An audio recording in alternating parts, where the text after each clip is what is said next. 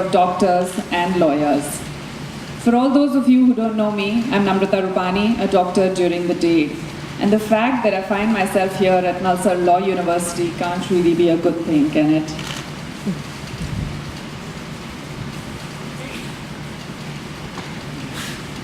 It would be fair to say that something has gone terribly wrong when an overachieving doctor gets that tattooed on her wrist. Capture life. What does that mean to all of you? I've asked myself this question many times, before getting the tattoo, and funnily enough, even after.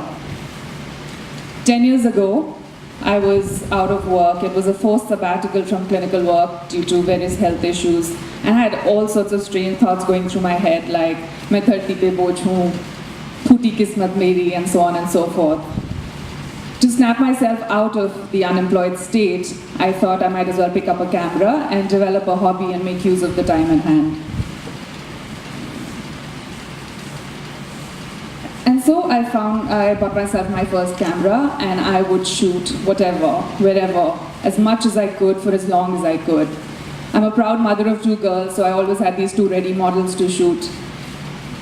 And the camera has been my constant companion for the last 10 years.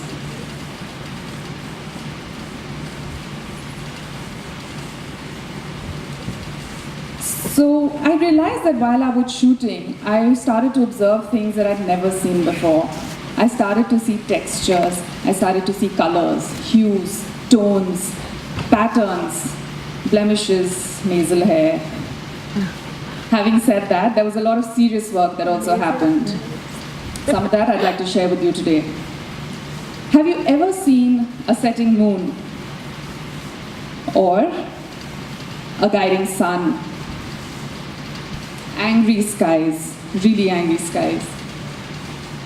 The eternal fire. A purple heron with a catch. And the peekaboo leopard.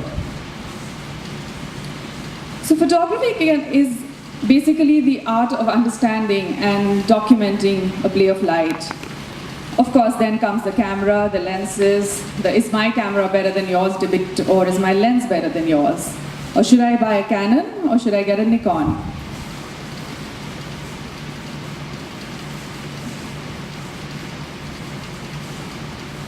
I started to shoot I think practically every Sunday. I've lost track of the number of Sundays that I would get up and go and shoot a sunrise or a bird or get whatever I could find. And days that I wouldn't find anything, I'd probably make use of whatever I could get, like an old abandoned boat,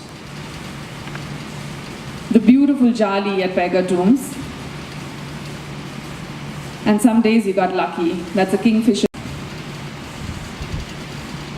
This is a setting moon at sunrise.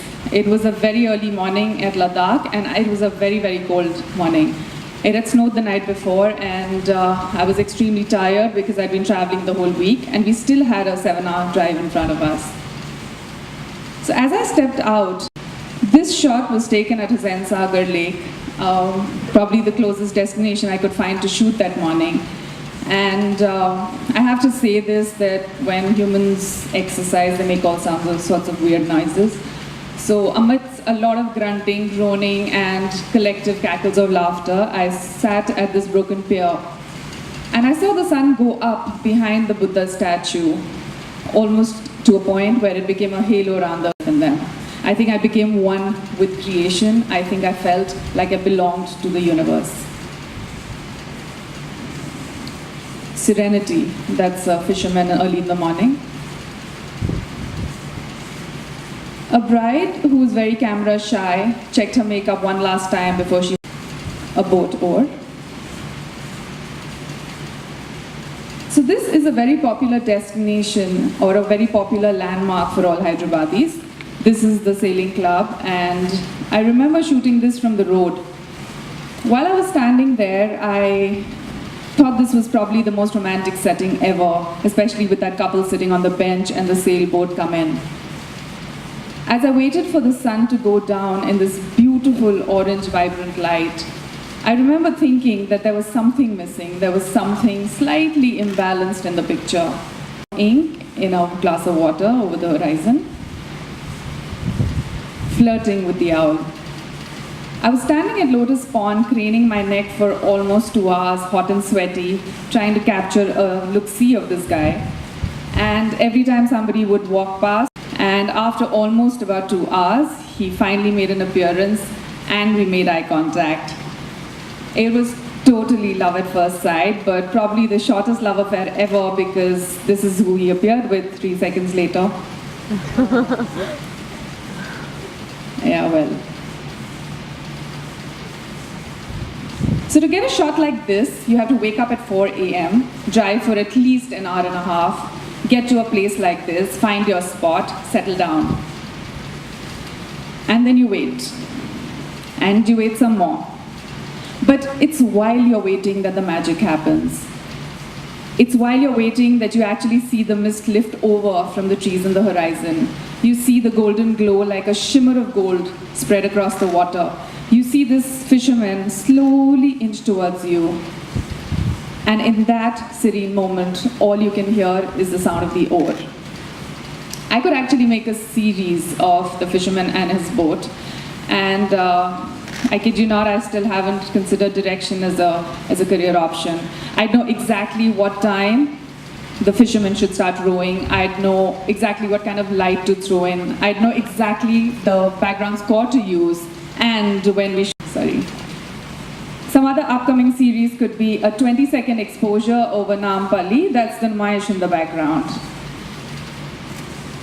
The making of the Hyderabad metro rail, or a shot from Dil Chahta Hai, maybe. A reflection of the tombs. The Qutub Shahi tombs is a place that I've shot numerous number of times, at all times during the day, many seasons. And each time I've gone, I think I've seen it in a different light, in a different way. On this one particular morning, it had rained, and I thought that I'd get the tombs all squeaky clean, little puddle of rainwater. And that's where I shot the reflection. Of course, I have to say that it was a bit of a spectacle that I made of myself, because I was trying to make sure nobody stepped into that puddle. This picture is also very close to my heart, because it's the first image that I shot that I've printed. And photography actually led me to my second business option, or my second business career actually, which is fine art printing, which we can say with a surety that it's the only one in Andhra and Telangana at the moment. Now, photography has transformed my life because it helped me become one with creation. It has shown me how to live in the moment. It has opened this horizon to me where I did not think within the box. I learned to cross over it.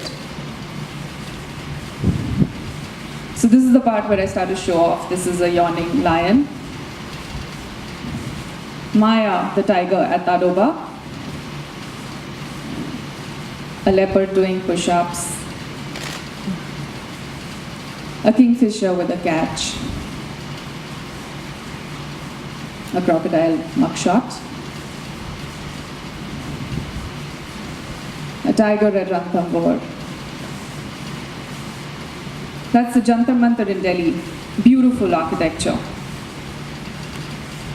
This is a very pensive bride looking out of the window as she saw her to-be husband's barat go from down under.